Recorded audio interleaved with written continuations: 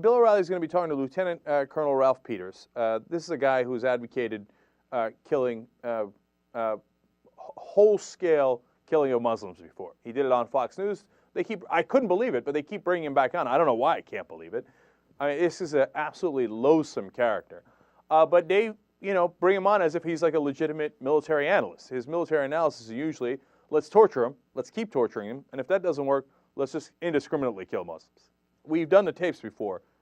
Those are things that he has definitely said on air.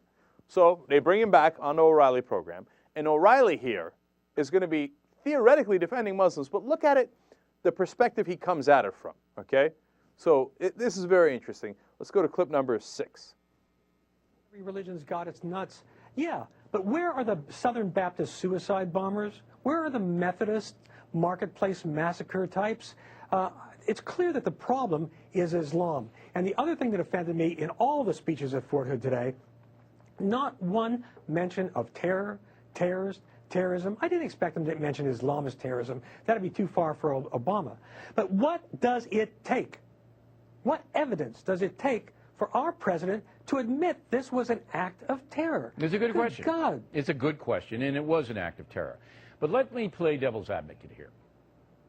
Barack Obama wants to win hearts and minds in the Middle East, in the Muslim world, which is a good thing. And you know that. As a soldier, we can't kill all the Muslims.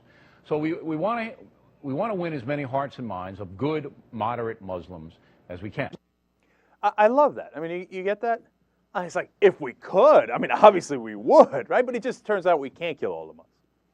Now, look, I'm not saying that O'Reilly would definitely advocate killing all the Muslims if he could. But look at the way he frames the conversation. Not, hey, Lieutenant Peters, or retired Lieutenant Colonel Peters, I should say.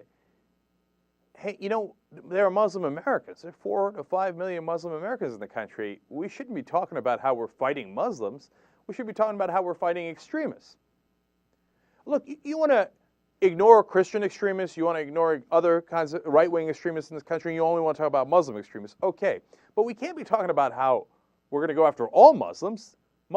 There's millions of Muslims who are Americans. That's obviously not where he's coming at it from. He's like, look, you got to realize we can't kill them all. So we're going to have to deal with these guys. I don't think it ever occurred to him, hey, you know what? A lot of us are Muslims. A lot of us, right? Because they just don't view it that way. Now you go to Lieutenant Colonel Ralph Peters, and he's 10 times worse. He's like, when's the last time a Christian's ever done a suicide bombing? Well, or any kind of act of terrorism. How about Scott Roeder, the guy who killed Dr. George Tiller? He was a fundamentalist Christian. He did it because of his religion, and he killed an abortion provider. He thought that was a worthy cause. It is clearly an act of terrorism, so that's one, right? How about Eric Rudolph? Again, fundamentalist Christian, went after abortion providers and then did the Olympic bombing. Now look, Tim McVeigh and Terry Nichols, also crazy right-wingers, but you can argue that they didn't do it because of fundamentalist Christianity. They did it for other reasons. But Roeder and Eric Rudolph, you can't argue at all.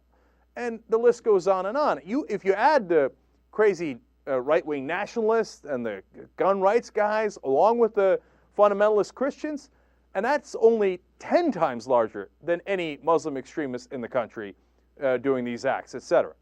But if you ask Colonel Peters, retired Colonel Peters, he's like, well, those don't count. No. I'm only counting the Muslims here. And then I'm taking that and smearing all of the Muslims with it. Now, the only thing that I think is a legitimate debate is, was this an act of terrorism or not? I think that's a good question. That's an interesting question that should be debated. I view it as similar to Roeder's actions, and I think you can call both of them terrorism. But then to say that it's all Muslims is crazy talk, and to say that no one else ever does it, well, it's just 100% not correct. Are we surprised? That's Fox News Channel for you.